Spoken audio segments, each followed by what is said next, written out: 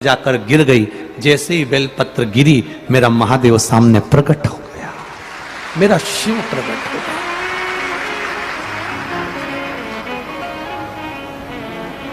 एक बात आप लोगों से कहना चाहेंगे, बड़ा ध्यान लगाकर सुनिएगा, बड़े स्मरण में सुनिएगा। आपको लग रहा है कि मैं बहुत उलझनों में घिरी हुई हूं, बहुत तकलीफों में घिरी हुई हूं, बहुत कष्टों में घिरी हुई हूं, बहुत जगह मुझे तकलीफ है, बहुत कष्ट, बहुत दुख जीवन में चल रहा है। सामने से ऐसा लग रहा है कि कष्ट हमारा पीछा नहीं छोड़ रहा है, दुख हमारा पीछा नहीं छोड़ रहा। बहुत चिंता और टेंशन में जब रहा करो तो गले में जो रुद्राक्ष पड़ा रहता है ना, उस रुद्राक्ष को हाथ में दबाकर श्री शिवाय नमस्तुभ्यम, श्री शिवाय नमस्तुभ्यम, श्री शिवाय नमस्तुभ्यम स्मरण कर लिया करो जब तुम्हें लगे उलझन। और हम तो एक प्रैक्टिकल करने की बात कहेंगे। आप अपने व्यापार पर बैठे हो, दुकान पर बैठे हो, दुकान पर बैठे हो, कभी प्रैक्टिकल कर कर देखना कहीं सियोर वाला महाराज झूठ तो नहीं बोल रहा है। प्रैक्टिकल करने में क्या जाता है, करते रहो। प्रैक्टिकल जरूर करना चाहिए। एक महाराज जी प्रवचन दे रहे थे, प्रवचन में कह रहे थे मदिरा नहीं पीना चाहिए, शराब नहीं पीना चाहिए, गटर का पानी है, गंदा पानी है, नाली का पानी है, मत पियो। महाराज जी के पहचान का कोई बैठा था, उठ के खड़ा हो गया। उसने कहा महाराज तू इतनी बड़ी बड़ी बातें कह रहा है, तेरा सगा भाई पी के तो नाली में पड़ा है, तू इतना बड़ा बड़ा प्रवचन दे रहा है, तेरा सगा भाई पी के गटर में पड़ा है, और तू कह रहा है कि मदिरा नहीं पीना चाहिए, शराब नहीं पीना चाहिए, गंदा नाली का पानी है। महाराज जी को क्रोध नहीं आया। महाराज जी ने कहा भैया देखो, मैं भी कथा कह रहा हूं, वो भी कथा कह रहा है, मैं मुंह से समझा रहा हूं, वो प्रैक्टिकल करके दिखा रहा है। आप मुझसे नहीं समझ सकते तो गटर में पड़े हुए, नाली में पड़े हुए व्यक्ति को देखकर तो समझ सकते हो ना कि मदिरा पीने वाला, नाली का पानी पीने वाला गला पकड़ रहा है बाबू, गटर का पानी पीने वाला गटर में पड़ा हुआ, तुम देखकर तो समझ जाओगे उसको। आप उसको देखकर तो समझ सकते हो ना, आप उसको जानकर तो समझ सकते हो ना। प्रैक्टिकल जरूर करो। जितने लोग बैठे हैं कथा श्रवण करने के लिए, जितने लोग टीवी पर सुन रहे हैं, जितने फेसबुक यूट्यूब पर कथा सुन रहे हैं, उनसे निवेदन करूंगा, आपके गले में अगर रुद्राक्ष है, आप अगर सीहोर के रुद्राक्ष को धारण करते हो, आपके गले में लाल धागे में अगर रुद्राक्ष पड़ा हुआ है, दुकान पर बैठे हो, आधा घंटा हो गया, कोई ग्राहक नहीं, कोई ग्राहक नहीं, आप उस रुद्राक्ष का स्मरण कर कर श्री शिवाय नमस्तुभ्यम, श्री शिवाय। थोड़ा आराम से बोलना, जल्दी जल्दी सब्जी काटते ऐसी मत काट देना, बहुत प्रेम से। आपको लग रहा है ग्राहक नहीं, मेरी दुकान में कोई व्यापार नहीं चल रहा, आज तो दिन भर से बैठा हुआ हूं, आज कोई काम नहीं लगा, आज कोई तकलीफ आ रही है, बस उस रुद्राक्ष का स्मरण कर कर मेरे शिव का स्मरण करना। क्यों? क्योंकि विद्येश्वर संहिता में, शिव महापुराण की विद्येश्वर संहिता में देव अधिदेव महादेव माता पार्वती से कहते हैं, तुम रुका जी चंचुला देवी से कहते हैं कि भगवान शंकर के नेत्र अश्रु से गिरे हुए अश्रु से ये रुद्राक्ष का पौधा उत्पन्न हुआ है। ये रुद्राक्ष कोई दूसरा नहीं है। शंकर पार्वती से, माता सती से कहते हैं पार्वती ये मैं रुद्राक्ष के रूप में स्वयं शिव भक्त के साथ रहता है और उसके सम्मुख में प्रकट हो जाता है। बेलपत्री हाथ से उड़ती है धर्मपत्नी के, और धर्मपत्नी के हाथ से बेलपत्र उड़कर बूढ़े व्यक्ति पर जाती है और मेरा महादेव प्रकट हो जाता है। महादेव ने हाथ में चावल का दाना लिया, चावल लेकर एक चावल का दाना मेरा महादेव एक हंडी में, एक पात्र में डाल देता है। वो हंडी दासी मैया के घर की, वो पात्र अक्षय पात्र बन गया। वो पात्र कभी खाली नहीं हुआ। आज तक दासी मैया के यहां उस पात्र में भोजन बनता, आज तक बन रहा। एक दाना चावल का,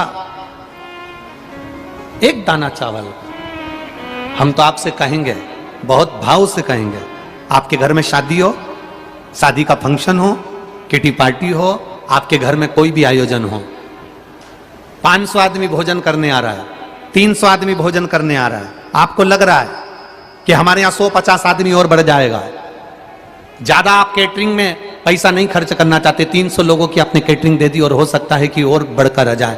एक शंकर जी पे चढ़ा हुआ चावल का दाना बाबा कुबेर भंडारी के नाम से लेकर आना और बाबा से कहना, बाबा अब भोजन और शादी आपको कराना है, उसको ले जाकर अपने भोजन में रख देना। कर दे, करेगा।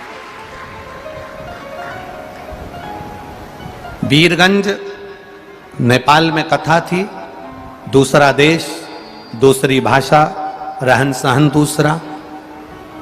वहां पर जो आयोजक परिवार ने कथा करवाई थी, उनको बड़ी चिंता थी कि इतने लोग आएंगे तो भोजन कैसे होगा। कभी आप वीरगंज में जाना तो वहां पर उन जजमान से मिलकर आना, एक चावल के दाने का महत्व क्या है वो समझा देंगे आपको। हमने केवल इतना कहा था कि एक चावल का दाना कुबेर भंडारी के नाम से शिव को चढ़ाकर उसको लेकर आकर भंडार में रख दो, जितना भोजन रखा है वो भोजन बनता रहेगा और भंडार उतना की उतना ही भरा रहेगा, उससे ज्यादा मिलेगा।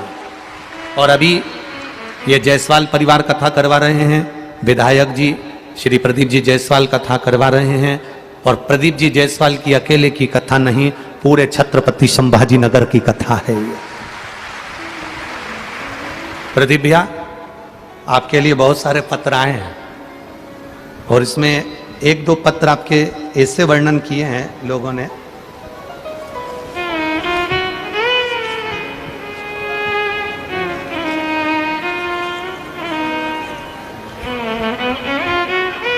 किसी का पैसा अटक गया था और वो सारी दुनिया में रोकर आ गया, कहकर आ गया।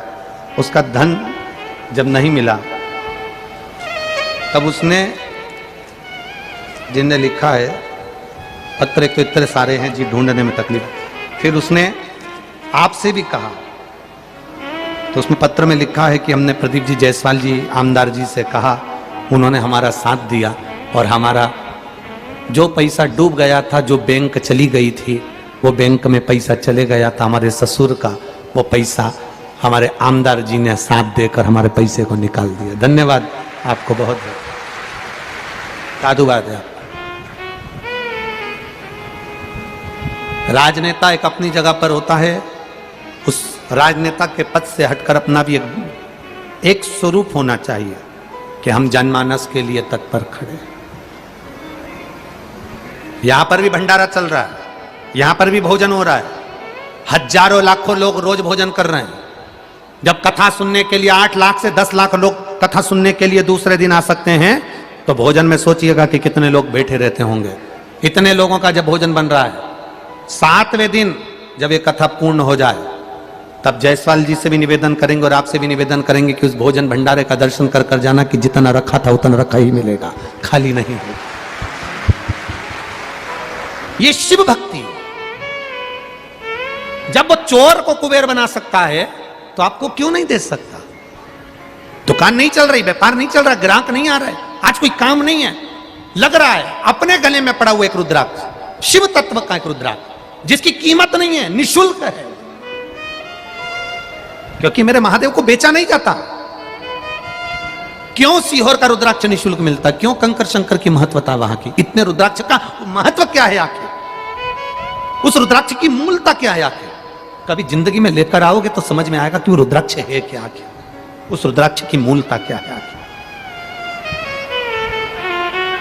बहुत मिलेंगे, बाजार लगा होगा, रुद्राक्ष बहुत मिल जाएंगे, 100 रुपए का, 50 रुपए का, 5 रुपए का, 10 रुपए का, 500 रुपए का, 1 रुपए का, 2 रुपए का, सब मिल जाए। पर उस मेरे महादेव को बेचा नहीं है। वो महादेव जो तुम्हारे पास में है, बस उसको पकड़कर स्मरण किया जाए, स्मरण, भक्ति का स्मरण।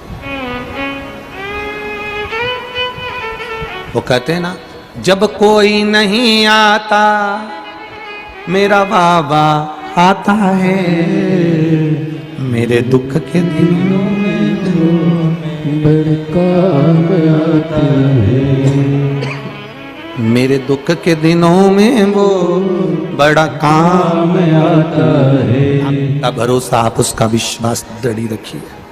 जब आप भरोसा दृढ़ी रखोगे तो वो आएगा। बेलपत्र उड़ी, दासी मैया की पत्नी के हाथ से बेलपत्र उड़कर जैसी बूढ़े पर गई, बूढ़ा शिव का रूप था जो परीक्षा लेने आया था।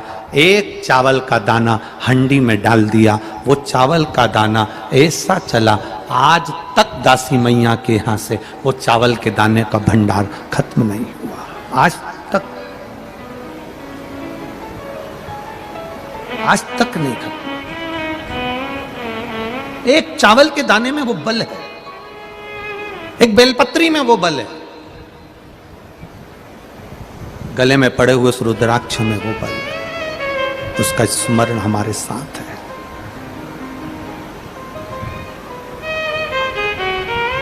भक्ति। पत्नी ने देखा कि बूढ़ा उठा, शिव के रूप में उठकर उसने चावल का दाना डाल दिया। दासी मैया ने जो शंकर भगवान का दर्शन करा, शिव जी ने कहा मांग तुझे क्या चाहिए। ये कलिकाल की कथा है, कलयुग की, बहुत पीछे की कथा नहीं है, बहुत पीछे की नहीं, मात्र 300 साल पुरानी, ज्यादा पुरानी। क्या चाहिए तुझको, मांग ले, क्या दूं तुझको। दासी मैया कहते हैं कुछ नहीं चाहिए,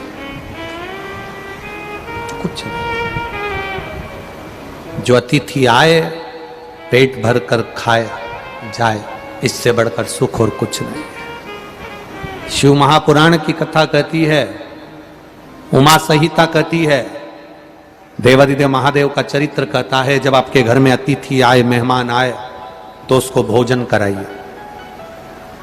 भोजन करा नहीं सकते तो उसको पानी पिलाइए। पानी नहीं पिला सकते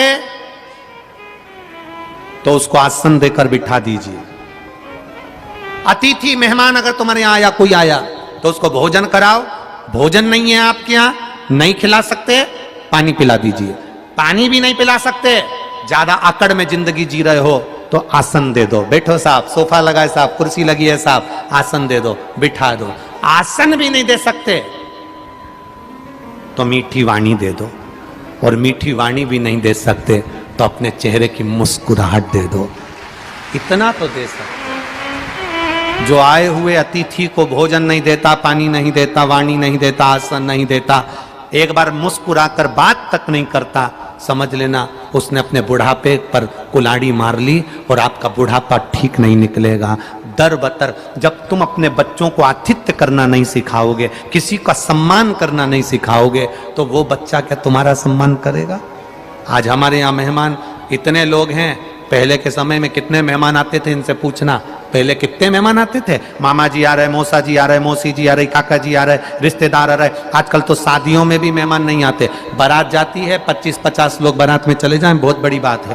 पहले मेहमान घर के अंदर पड़े रहते थे, रिश्तेदार आते थे, घर के लोगों का स्वभाव ऐसा होता था, उनका आदर करते थे, उनका सम्मान करते थे, उनका सत्कार करते थे, उनको खाना खिलाते, भोजन कराते, पानी पिलाते। आज के जमाने में कोई किसी के यहाँ नहीं आता, क्योंकि खाना तो लोग खिला देते हैं, पानी तो पिला देते हैं, पर चेहरे पर मुस्कुराहट नहीं होती और मीठी वाणी नहीं होती, इसलिए कोई नहीं। कौन आएगा?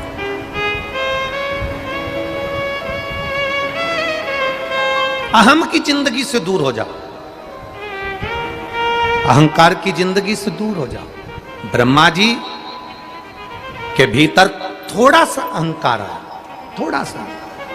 जब हम अहम की जिंदगी से दूर हो जाते हैं तो भगवान सुन लेता है। एक पत्र आया है,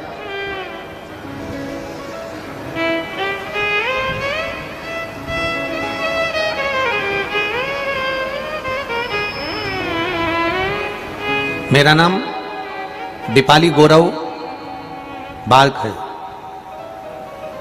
छत्रपति संभाजी नगर की रहने वाली हूं। मेरा मोबाइल नंबर ये है, कहीं बैठी हो तो हाथ हिला सकती हैं। मेरा नाम दीपाली गौरव बाग, छत्रपति संभाजी